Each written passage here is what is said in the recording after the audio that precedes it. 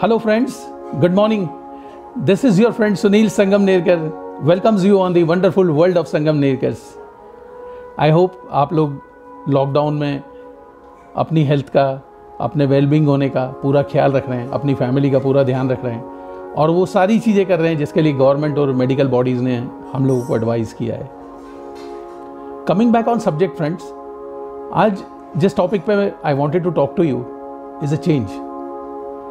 हम लोग काफ़ी सालों से सुनते आ रहे हैं कि change is an inevitable. Change हमेशा होता ही है और चेंज एक ऐसी चीज़ है जिसको आदमी बहुत मुश्किल से एक्सेप्ट करता है, चाहे वो बच्चा हो, बड़ा हो, बुजुर्ग हो, चाहे वो चेंज आपके पर्सनल लेवल में हो, आपके प्रोफेशनल लेवल में हो, आपके सोशल एस्पेक्ट में हो. चेंज का मतलब आदमी हमेशा नेगेटिविटी से लेता है क्योंकि ये हम लोगों का ट्रेंड है, ये हम लोगों का एक ह्यूमन साइकोलॉजी है कि हम लोग जो काम रोज करते हैं वही काम हम लोगों को रूटीन लगता है. उसी काम में हम लोगों को लगता है कि अगर ये काम हम लोग करेंगे तो ही हम लोगों का परफेक्शन है. और जब कभी भी उस लीक से हट के कुछ करने का समय आता है, उस लीक से हट के कुछ भी इवन सोचने का भी समय आता है, तो हम लोगों के माइंड में एक रेजिस्टेंस टाइप का, एक इनर्शिया टाइप का क्रिएट हो जाता है कि पता नहीं ये काम होगा नहीं होगा, ये अपॉर्चुनिटी है या डिजास्टर है, इसमें मैं सक्सेसफुल होऊंगा नहीं होऊंगा. लेकिन life is all about having accepted the changes whatever are there in your day to day life. आप देखेंगे कोरोना ने इसको प्रूव कर दिया है. सालों से हम लोगों का एक रूटीन था, सालों से हम लोगों का एक वे ऑफ लिविंग था, सालों से हम लोगों का एक सोशियो इकोनॉमिक स्ट्रक्चर था. जिसका बिजनेस था वो सुबह जाता था, रात को आता था, दिन महीने साल ऐसे ही गुजरते जा रहे थे. बच्चे अपने काम में बिजी थे, फैमिलीज अपने काम में बिजी थी, सोसाइटी अपने काम में बिजी थी, कंट्री अपना काम एक रूटीन में कर रही थी. ऑल ऑफ सडन इस डिजास्टर ने हमको बताया कि नेचर ने हमको बिल्कुल समय नहीं दिया ये सारी चीज़ों को रिपीट करने का.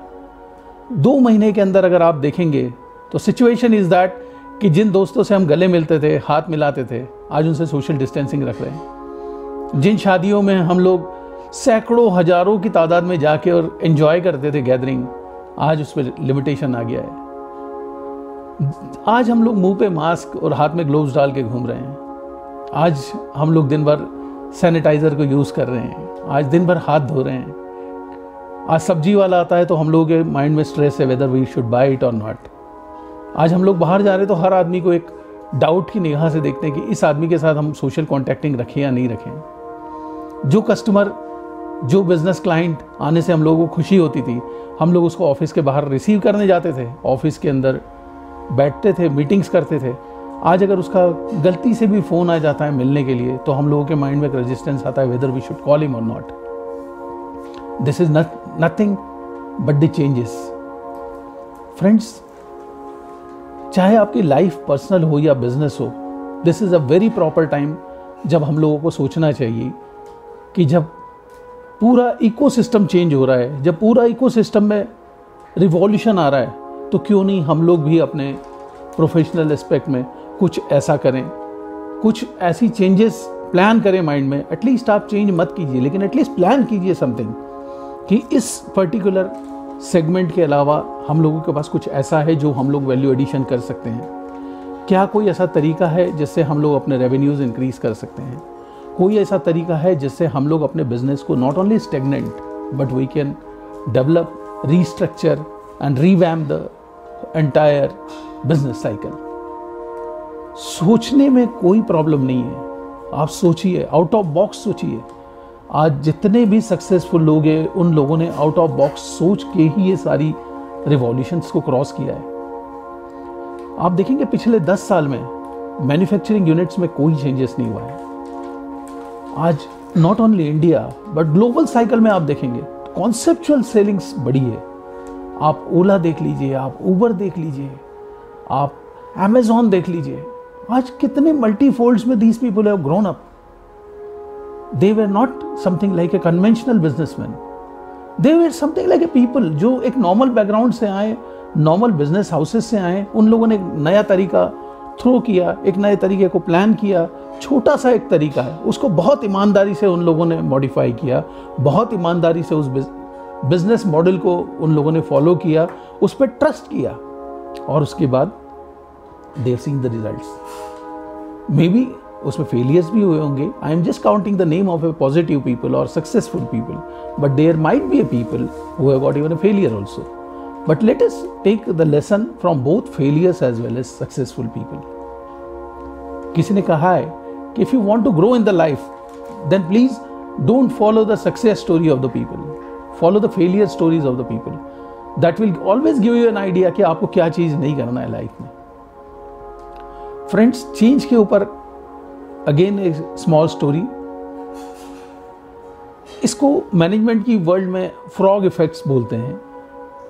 फ्रॉग, मेंढक।